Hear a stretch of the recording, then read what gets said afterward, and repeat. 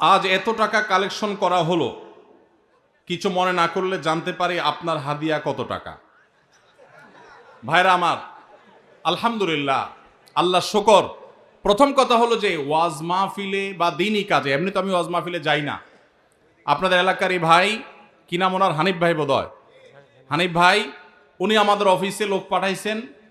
তিনি বলতেছেন যে আমাদের অফিস থেকে লোক নাকি বলছে যে আমরা এই মাহফিল করব। এটা বহু কয়েক মাস আগের কথা, আমাদের মনে নাই। যেহেতু ভাই বলছেন, মুসলমান তো মিথ্যা বলবে না, তাহলে হয়তো আমাদের কেউ বলছে। আমরা সেই ওয়াদা রক্ষা করার জন্য আসছি। আসার ক্ষেত্রে আমি হানিফ ভাইকে আমার অফিস থেকে শর্ত দিয়ে দিছি যে মাহফিল করার পর আমাকে কোনো টাকা পয়সা, কোনো হাদিয়া দিবেন না। এই শর্তে আমি আসতে পারি।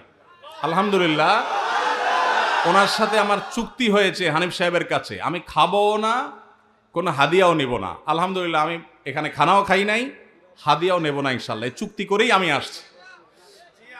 কোনো জায়গায় কেউ যদি আমাদের পথ খরচ দেয় বা হাদিয়া দেয়, আলহামদুলিল্লাহ, আমরা যেখানে মানুষ খুব জোরাজোরি করে নেই।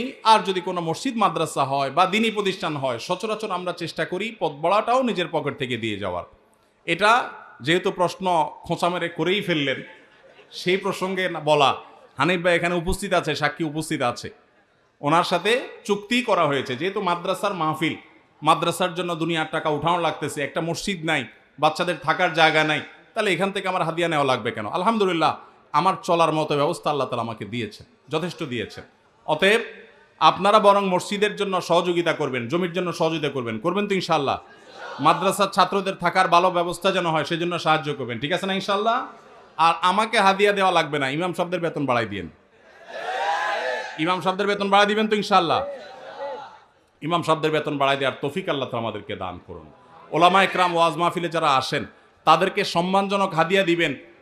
আমি নিচ্ছি না, আমার আলহামদুলিল্লাহ না নিলেও চলে, এবং মাদ্রাসার মাহফিল দেখে নেই না, অন্য কেউ জোর করলে হয়তো নেই। কিন্তু যারা অন্যান্য ভাইরা আসেন, ওয়াজ মাহফিল করেন, অনেকে আছে রাতে গাড়ি অ্যাক্সিডেন্টে মাহফিল থেকে যাওয়ার সময় পুরো গাড়ি শেষ হয়ে যায়, আছে না? অনেকে আছে গাড়ি অ্যাক্সিডেন্টে নিজে অসুস্থ হয়ে যায়, মারা যায়, রাত বিরাত জাগা লাগে, তাদেরকে সম্মান করবেন। কিন্তু এর মানে এই না যে চুক্তি করে লাখ লাখ টাকা ওয়াজ করে কামায়, এই ওয়াজ ব্যবসায়ীদেরকে আমি প্রশ্রয় দিতে বলি নাই। কিন্তু ওলামাদেরকে সম্মান করবেন। এখানে দুই দিক থেকেই সমস্যা আছে।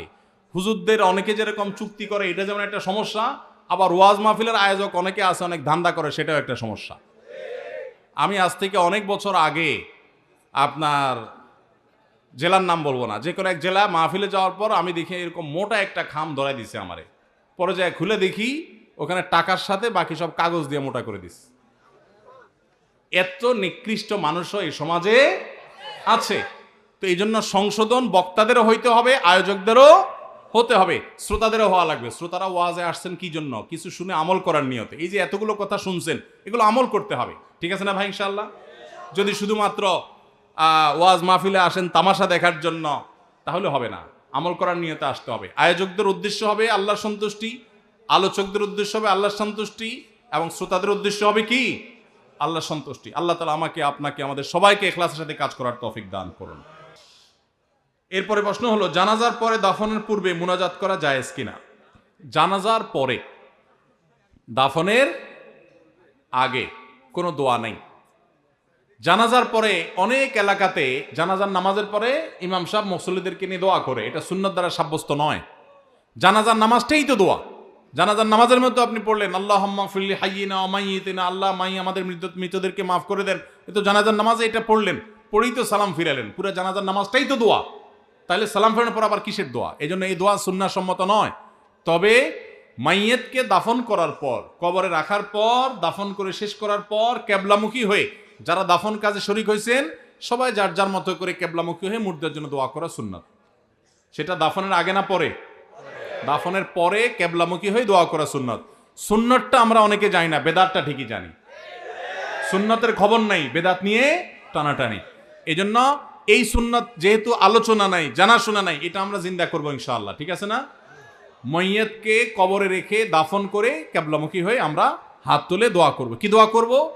দোয়া করব, নবী সাল্লাল্লাহু আলাইহি ওয়াসাল্লাম বলেছেন, সালু লি আখিকুম আত-তাসবীত, তোমরা তোমাদের ভাই যাকে দাফন করলা তার জন্য আল্লাহর কাছে দোয়া করো, সেই জন্য ইমানের উপরে এখন মুনকার নাকিরের প্রশ্নের জবাবে যেন টিকে থাকতে পারে, অটল থাকতে পারে, সেজন্য আমরা মাইয়েতের জন্য দোয়া করবো ইনশাআল্লাহ। মসজিদের রেগুলার ইমাম সাহেব থাকা সত্ত্বেও তারাবির জন্য অন্য কোনো ইমাম আনা জায়েজ আছে কিনা? আনা যাবে, কোনো অসুবিধা নাই। এই প্রশ্ন সব বোধহয় ইমাম সাহেবরা বাউ করে দিছে, সব তাদের স্বার্থের প্রশ্ন। ইমাম সাহেবরা দেয় নাই? তাহলে মুফতাদের ইমাম সাহেবকে মহব্বত করেন, টাকা দিবেন না, কিন্তু ইমাম সাহেবদের পক্ষে প্রশ্ন করবেন। মাশাআল্লাহ, এটা কেমন মহব্বত হইল? যাই হোক ভাই, ইমাম সাহেব যদি ভালো হাফেজ না হন, তেলাওয়াতের সৌন্দর্য আহামরি না থাকে, বাহির থেকে হাফেজ নিয়ে আসলে কোনো অসুবিধা নেই। এটা কোনো কথা না যে ইমাম সাহেবের পিছনেই নামাজ পড়া জরুরি। তবে হ্যাঁ, কোনো যৌক্তিক কারণ ছাড়া অনেক এলাকাতে আছে কমিটির সাথে ইমাম সাহেবের ভালো সম্পর্ক নাই, শত্রুতা করে এখন বাহির থেকে লোক হায়ার করে আনে। এটা অন্যায় কথা, এটা জুলুম। যার পিছনে নামাজ পড়বেন তার প্রতি আপনার যদি এতটুকু শ্রদ্ধাবোধ না থাকে, তাহলে অবশ্যই সেটা অনুচিত কাজ, সেটা গর্হিত কাজ। এই জন্য এটা করা জায়েজ হবে না। আমি একজন প্রাইমারি স্কুলের শিক্ষক। সকাল 9টা থেকে 4টা পর্যন্ত আমার কর্মঘণ্টা, 4:15 পর্যন্ত আমার কর্মঘণ্টা। 5 বছর বয়সী বাচ্চা থেকে শুরু করে 12 বছরের শিক্ষার্থী পড়ে। প্রতিটা ক্লাসের সময়কাল 40 মিনিট। সকালে 3-4টা ক্লাস নিলে শরীর আর চলে না। পরবর্তী ক্লাসগুলো শুরুর ক্লাসের মতো মনোযোগ দিতে পারি না। তাতে কি আমার বেতনের টাকার কোনো প্রবলেম হবে? শত শত কোমলমতি শিক্ষার্থী সামলানো অনেক কষ্টকর হয়। ভাইরা আমার, আল্লাহ কোরআনে বলেছেন, লা ইউকাল্লিফুল্লাহু নাফসান ইল্লা উসআহা। সাধ্যের বাইরে কোনো কিছু করতে আল্লাহ আমাদেরকে বাধ্য করেন নাই। এজন্য আমাদের উচিত হবে যে আমরা যারা চাকরি করব, যতক্ষণ সাধ্য থাকে ততক্ষণ আমরা মনোযোগ দিয়ে কাজ করব। আমার এনার্জি আর কুলাচ্ছে না। আগে প্রথম আইসা যেরকম করতে পারছি সকালের দিকে, দুপুরের পরে শরীরে এনার্জি একটু কমে যাবে, এটা স্বাভাবিক। এর কারণে ইনশাল্লাহ আপনি আল্লাহর কাছে পাকড়াও শিকার হবেন না। যদি আপনি ইচ্ছাকৃত গাফিলতি করেন, মোবাইল টিপাটিপি করে সময় নষ্ট করেন, বাচ্চাদের ক্লাসে দেরিতে যান, তাহলে সেজন্য আল্লাহর কাছে জব দিয়ে করা লাগবে। কিন্তু আপনার এনার্জি কমে গেছে, প্রথম ক্লাসের মতো মনোযোগ আর ধরে রাখতে পারছেন না, এর কারণে আপনি গুনাহগার হবেন না।